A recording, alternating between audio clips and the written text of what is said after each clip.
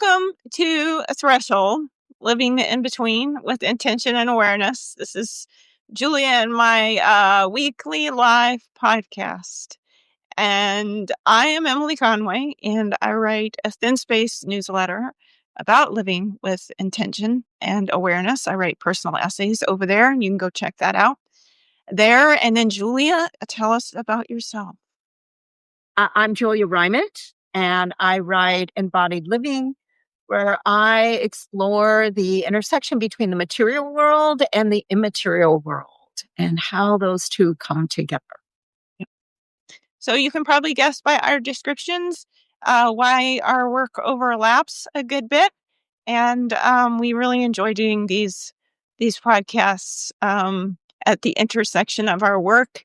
And also, we really enjoy your participation in these lives. We love the comments that you provide about our topics. It just makes the conversation so much more rich and helps Julie and I a lot.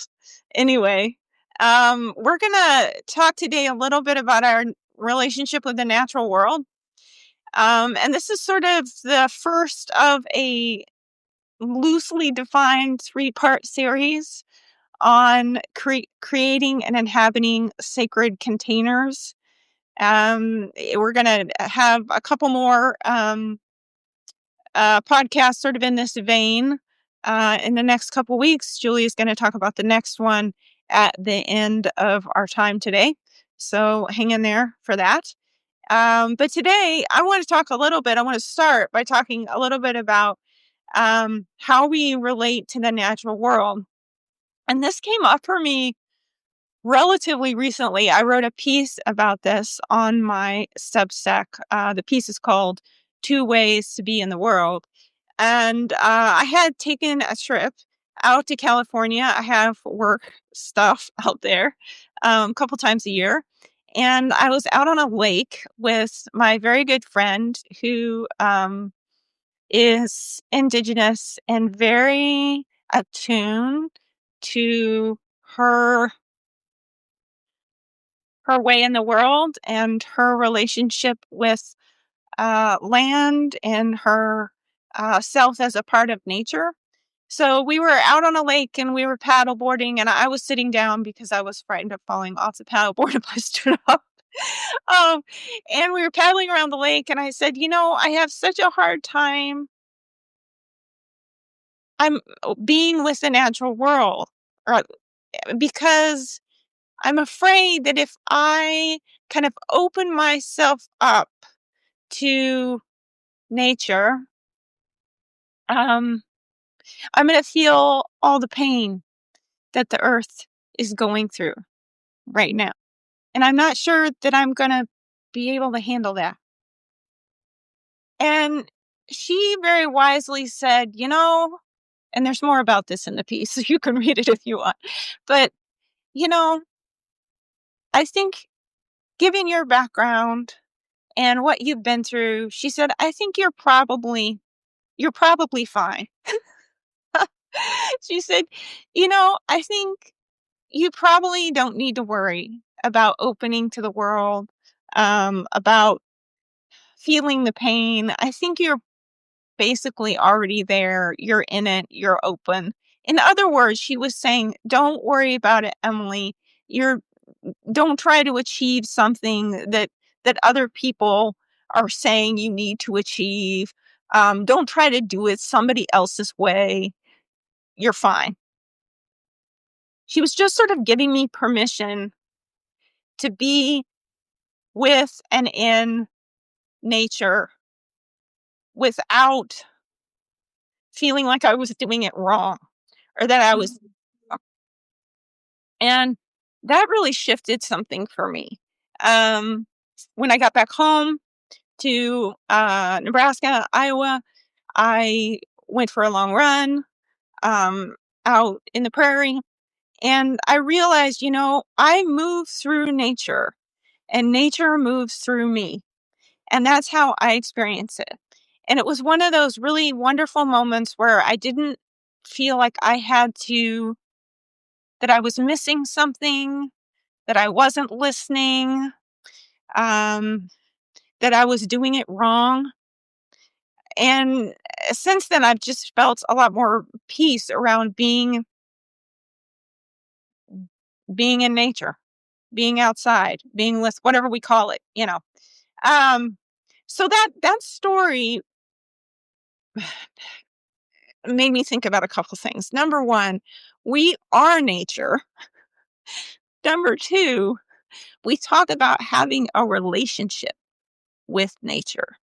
And I think as I thought more about my own hangups around that, I thought about how really my relationship with nature said a lot more about me and what was going on in me than the natural world itself. Um, the natural world, you know, is the natural world. Whatever it's doing its thing. It's full of all sorts of amazing, wonderful creatures and plants and fungi and minerals and rocks and everything else. And they're all doing their thing. And I'm over here caught up in my relationship with it. So I began to think about, well, what does this say about me? What can this tell me about myself and my own relationships with myself, with other people? Um, and then how can I see nature as just as well, I don't know actually. What happens then? You know, what happens then? What is this relationship that we have with nature? What's the quality of it? Why does it matter? So anyway, I'm going to stop talking for a second and let you guys comment. In fact, a couple people already have, and I'll read those. I move through nature, and nature moves through me. Exactly. That's what Steve says. And then Jacqueline says, your relationship with nature is your relationship with yourself. Yeah, right. I think that might be what I'm getting at. Um, so I'm gonna stop talking for a second and ask Julia what she thinks about this, or if she has any other thoughts about the way that we relate to the natural world, and our relationship as I've been talking about it with the natural world. Yeah, so what you're saying is really interesting to me. So, my first question is, are you thinking of the natural world as sort of the wild world? Like, in other words, is a building natural?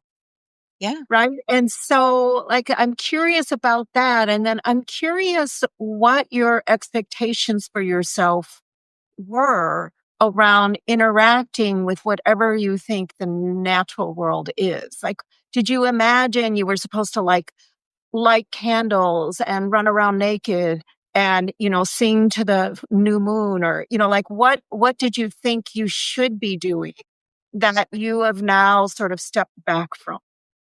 Yeah. Those are great questions. Yeah. Well, what is the natural world? I mean, number one, I just spent the weekend in a decent sized city, Denver, and I'm wandering around and I cannot see. There's mountains out there somewhere, but I think I saw them once, like through some buildings. I was like, oh, there they are. And it would have been like at least an hour and a half or 2 hours to get out of the city to go hike somewhere. Um, and I actually began to think about the built environment of the city and this idea, yes, what if we include that in the natural? What does that do? You know, I don't have an answer to that question. It's just something that came up for me though. While I was wandering around a city, knowing that there are mountains somewhere that I couldn't see, you know, um, and encountering, city nature, whatever that is, whether it's buildings or um, trees or pigeons or something like that. And then your other question, this is the part Jacqueline says your relationship with nature is your relationship with yourself. Yes, I was, and this is me, assuming that I was doing nature wrong. I was doing it wrong. Um, that in order to be with nature, I needed to go lie down somewhere on the ground and listen and see if it said anything to me. And I needed to be with it in whatever brought up for me, whatever if it was. I don't know if that meant, I don't know what it was going to tell me, you know, that it was in a lot of pain, that it was, um, that I needed to go and become some kind of activist. Um, I don't know. I just felt that I was missing something and that I needed to do things differently. And that is a very common theme for me, not just with this subject, but with many subjects. And the sort of realization that I came to is a very common realization for me, which is no, you're fine. Don't worry about it. Just be. And and that loosened things up for me a little bit.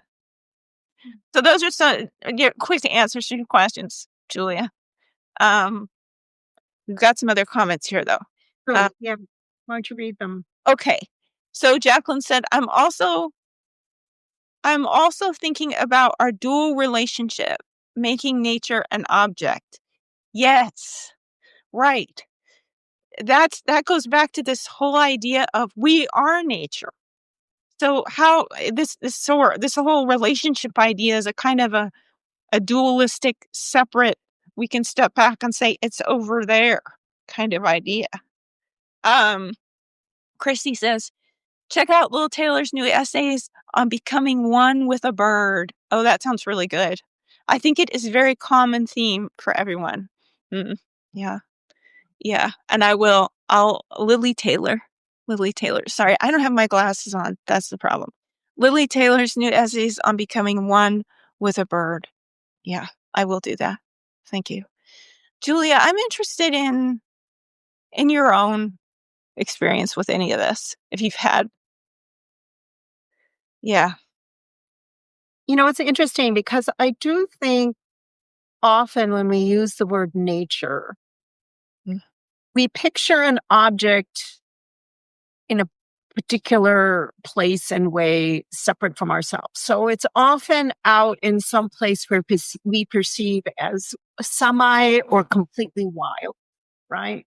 It's often trees or ocean or mountains, things that we can name as being what we think of as natural. And and so then it does create this idea that to really be one with nature, you need to be hiking, you need to live in a 400 square foot cabin in the wilds of Alaska, where a moose comes outside your window and like and and for me, especially in through the lens of what I do with embodied living, in real life, I have a hard time describing nature other than the air I breathe, the world I live in. Yes, I have a house around me that's made with man made materials. But if you go back to the source far enough, they all came from the earth, right? So, like, yes, these are manipulated and manipulated quite a bit. They no longer resemble their original source. But at the end of the day, the only thing we have is from the earth. There's nothing else but that, right? So all of it is earth. And then, like even me watching the spiders build nests in my house and eating their prey and the cycle of life. And, like somehow it just feels to me that we're always moving through nature. And it's kind of like the metaphor, the fish that can't find the water because it's just what they're in, right? So there is that piece. Yeah. My own life, when I think about nature, I've been in situations where I really am in what you might stereotypically think of nature. And um, it's very wild, right? There are noises that you can't identify, especially me, because I'm not a, outdoors person who might be more familiar with being able to hear, oh, that sound is a particular sound of an animal, or that sound is a particular sound of whatever's going on, right? So I can remember in situations where it's really dark, right? In nature, it's really dark and you're hearing things go on all around you. And it kind of activates a little bit of, for me, this fear that's right on the edge of excitement, right? It's sometimes a little fearful, like, oh my word, is something going to get me? But it's often not that. It's often more like the mystery. Like, what is that I'm hearing? And what could that be? And then the fact that all these things are going on around me that I don't normally identify, right? Oh, this is going to sound funny. I just took down a shed in my backyard. It was this old, rotten, decrepit shed, and the wood had rotten at the bottom where the wood hit the earth. And then the animals had come in and taken advantage of the rotten wood and chewed holes through it. And then this old shed became basically a possum sanctuary. And over the years, I've found possum families living in there, like, and complete with like little baby possums living there, where you're like walk in to get a tool and you're like, what? You're grabbing something and the little baby possum is trying to like hold it, And and when the shed came down and there was actually a dead possum in there. And like this whole thing of nature is going on in my backyard, mostly with me oblivious to it, except when I went into that shed to get a tool. And then suddenly I was quite aware of it. Yeah. So like, this feeling of awe and mystery. But it's kind of, I want to circle this back. I'm a little rambling here, but I want to circle it back to your first point about doing it right. I have been in phases of my life where there is a certain way to look when you're being in nature. And, I was in various situations where there were certain maybe ceremonies or rituals that you did. And, we all know the person that collects the rock from the sacred place and then keeps it in their pocket. And, and that was my world for a while. And I think for some people, that can be the world they live in every day. But for other people, that is a step along their journey to remembering that nature is the air they breathe. Nature is the world around them. And that isn't the stopping point. It's just, part of the path, right? So being able to go through the phase where you're lying on the ground looking at the clouds, but then go on with your normal life, whatever that looks like, and that's carried with you, right? You don't have to lie on the ground to be able to have that same sense. Mm-hmm. Mm-hmm. Yeah. I'm gonna plug my phone in here because I've had some trouble with it. And let's see if I don't want to lose you all. What's going on? Oh, I had to plug my phone in. I'm sorry. Okay. It was okay and now it's not. So, and I want to keep you. Anyway. Okay. All right. So, no, that's interesting. And again, I think it goes back to this idea of, that we have as humans who like to separate things out and say, this is this and this isn't. And this is how you get there.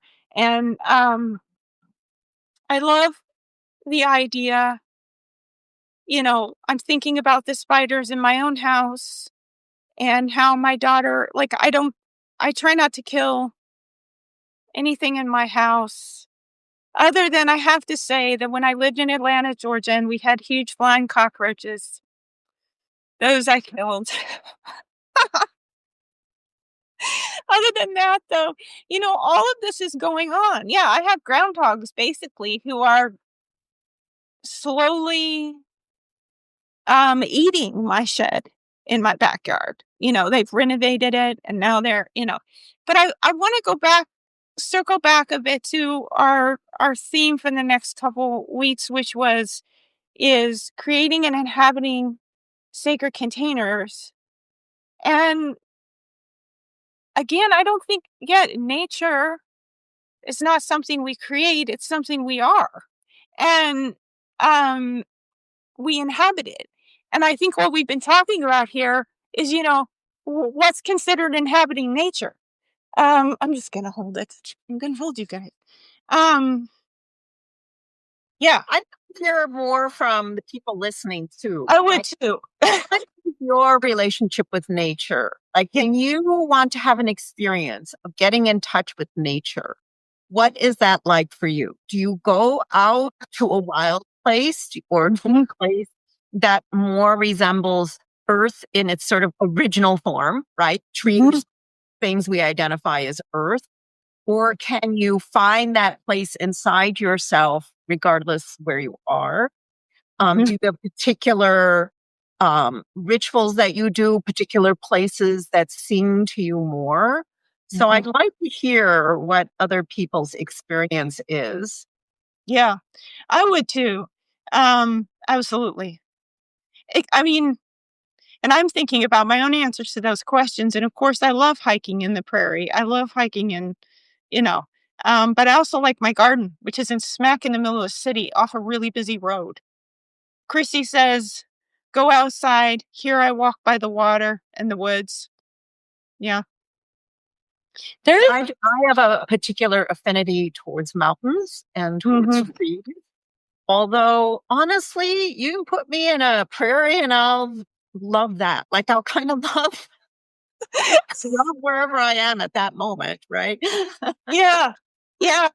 I totally agree. Christy says, I get really quiet and I love my garden with no one there. Yeah. Yes. Yes. I'm the only gardener in my family, and so I am very frequently the only person in it, unless I've conscripted someone to help me. So, Chrissy brings up another really interesting point to me. Right? So, when I envision nature, I don't envision people. Mm, And that's a really interesting thing, right? Because in my mind, I don't have that nature like experience in a mhm. group of people. I have an experience. Like, I go to and I enjoy groups of people, but it's not what I go to for whatever I imagine that nature experience to be. So that's very interesting. Yeah, it is. And Steve says if I don't run on the mountain trails, I'm too distracted by the man made environment I'm in. Interesting. Yeah, I get that, Steve. Oh, yeah, I get it. I'm too distracted. Or yeah, I feel like yeah, that's a whole other conversation. For me, Jacqueline says, for me, all of the above. I love to hike, I love trees, but I also love grounding. And Jacqueline says, I would say this is true for me too. Um, I don't know David, which part Jacqueline is referring to because we've named a few parts, but yeah. yeah, I know. Christy says me either. I think that has to do with the garden, nobody being in the garden. Mhm. Okay. Um, Yeah. So, it's really interesting the distinction between a man made environment and nature. And I certainly relate to that, right? Jacqueline says, sorry, no people. No people. So nature equals no people, and nature can equal not man made. Mhm, Although when we're often hiking on man-made trails. mhm, Sometimes we're out in the woods and we're following deer trails, right? Sometimes we're mhm, actually following animal trails, but a lot of us are hiking in the woods on trails that have been cleared by people through the woods. mhm. So, like, I don't want to nitpick and get bogged down in the details, but I think sometimes, like, we need to, like, really go deeper inside ourselves to see the essence of the experience rather than the surface, right? And surface may be the starting point, right? I may want to go to a hiking place and hike in the woods because that's going to get me started on the nature experience. But then I'm curious if once I can start to, like, get that and ground myself in that, being inward so that the nature experience is more than the actual logistics. Is it man-made? Is it not? Are there people? Are there not? Mm, Are there trees? Is there water? Like what? I'm curious, right? And I'm hesitating because I don't want to create a good or bad, right or wrong, which is what you started with to begin with, right? yeah. And so I don't want to circle back to that, but I'm just like considering it on my own, our own assumptions about what that experience should be. And can we turn deeper into that essence? And when we do, will we find surprises there? I think that's what I'm trying to say. Mm, What do we find when we look deeper into that experience? mhm. Yeah. Well, I'm gonna read what Steve says here. As we're all saying, we are nature in a hybrid like man-made trails. And a hybrid like man-made trails is just bending nature for our advantage. Yeah. This yes. And again, oh, this is just yeah, there's so much there's so much here. We could go on for 30 more minutes. Um, but what is the essence of what we're looking for, you know? And that's, I would say, to some extent different for everyone, and also similar, you know, because of the human experience as being nature as a human. Chrissy says, I think the deeper experience we are looking for is peace. Okay, that's one of them. Yeah. So we're not going to be able to do this all together, but I was in a workshop the other week where we were talking about equanimity, and someone used a hand motion for equanimity like this. And the person running, actually Kelly Petrie, who's often a pod listener here, the workshop, and she asked us, she stopped the conversation and she said, I want everyone around the room to do a gesture that represents equanimity, to feel equanimity and do a gesture that represents that, right? And everyone had a different gesture, but to me, all of it was clear.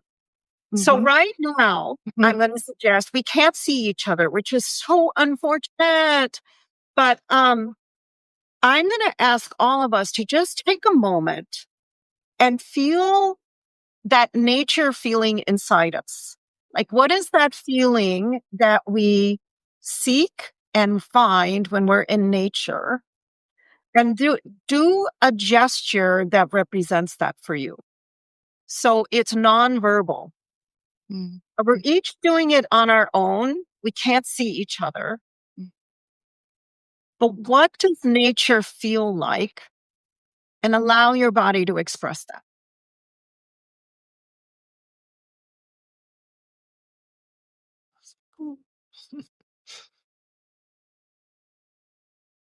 Yeah, for me, there's not even a gesture. It's just stillness. Mm. Mhm. Yeah. So, Yeah. like, this is so if you're at home, right, we can't see each other. It's just such a shame because we would learn so much from people if we could all see how we express nature, right? And that might be the essence that we all look for. That's, different than the right or wrong way to do nature, but that's might be what we're all, Chrissy talks about the deeper experience being peace. I think it's sort of a coming home to ourselves, but I think we're saying the same thing, right? This quality in nature of remembering we are nature in a deep lived experience, not in our head, not like, yeah, and like I can think that a lot. And maybe other people here feel it more directly, but I have to like take things down out of my head to feel it and then feel that I am nature. Mhm. Yeah. The essence of nature is me, and you can feel it. Often you can access it when you're not using words. Mhm. Thank you, Julia, for having us do that because I think mine is like expansive I could only use one hand because I was holding the phone with the Yeah, other. I know. What's the other thing? Is it a But gesture? Wow, you're not going to see it. it's a kind of expansive stillness. And I'm thinking about peace again and what Christy said. It's very similar. And even though we can't see each other, we know that everybody, wherever you are, is kind of being with us in the moment. And I love that. That we can do that this way. I'll read the last couple comments here, and then we need to talk about what we're going to do next week. Yeah, well, Steve says, laughing out loud, we can always talk about your subjects forever. Yes, this is true. We can. I'm just like, zip it. Don't say the next thought. So hard. Jacqueline, yes, Julia, a deep lived experience. And Chrissy says, Julia, I just love you. Oh, thank you. These podcasts more and more, the way we are all interacting. Yeah. Me too. Me too. Steve says, love it. Expansive stillness. Thank you, Steve. Yeah. Yeah, we enjoy you guys so much. It makes it so much more fun. I hope I did. Yeah. Yeah. Yeah. So next week, we're going to be talking about sacred spaces. And, it's the holiday season. So I'm going to start off with a story. So we're going to introduce the idea of creating sacred spaces. What is a sacred space? How do we interact with sacred spaces? And we're going to start off with a story. And in contrast today, so nature, we brought up the difference between what we think of as nature and man-made. Sacred spaces, like sort of a little teaser here, right? Are sacred spaces, again, man-made or not man-made, right? So what are the various flavors of what we think of as sacred space? So come back next week. It's going to be fun. Bring a cup of tea. So you'll be in your jammies, right? And your comfy chair, a cup of tea, ready for story time. And we're going to start with a story. Yes, but I'm looking forward to it already. I need to bring hot cocoa or something like that. We'll get in the mood. Steve says, wow, do you think we can talk about sacred spaces for a half an hour? We can talk about it for a half an hour. Yes. I'm like, I am going to have to be brief, like I've been practicing, be brief. I know. We can talk about it for a half an hour and longer. Yes. Chrissy said same time. Yes. 11 o'clock. Days. Yeah. 11 o'clock. Translate that to wherever you are. Yep. Okay. Well, we'll see you guys next week for spaces. Thank you so much. Oh, we love having you. Thank you. And if you're in the U.S., happy Thanksgiving. Yes. We're grateful for all of you. So thank you. Thank you.